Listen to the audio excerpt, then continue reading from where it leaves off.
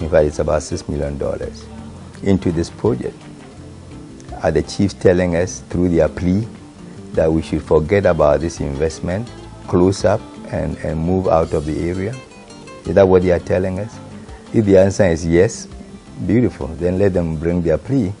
If the answer is no, and they are sympathetic towards why Ghana is where it is today, we borrow money for development and we throw the money away and it leaves us where we are today, and we keep crying and crying. We'll change governments, presidents will come and go, but this country will remain where it is unless there's a paradigm shift, unless there's a rethinking by all of us, led by our chiefs, the custodians of the land, who decide to do the kind of thing that have been done in Weija.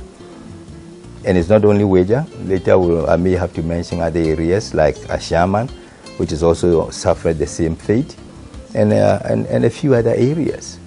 One of the major concerns of the Weija stool is that it has not received any compensation from government. As a family, we have given the land to them, and they did assure us of a compensation along the line. We've done our possible best. We've written letters upon letters to the ministries and the recognized body to tackle that issue, but all has proved futile. So even as we speak to you now, no compensation has been given to the family yet. The historical truth is that government acquired the land in 1983 through an LI, legislative instrument. And when an LI is passed that way, the land is acquired for public good.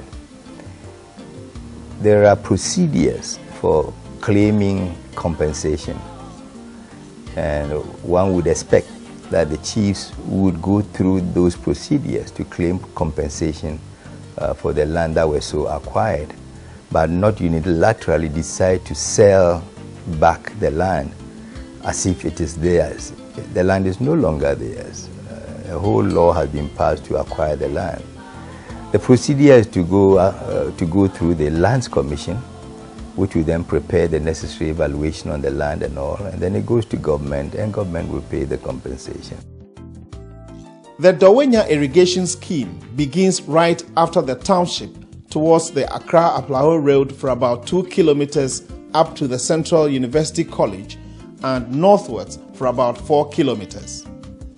Along the stretch, encroachers have started putting up permanent structures. Currently, we have severe encroachments on the hills here, where we have our residential buildings. And if we don't take time, the whole place will collapse. We have other people too who are also encroaching from this side. So I think we have to take a serious view of that. Though the problem is not as grave as that of Weija,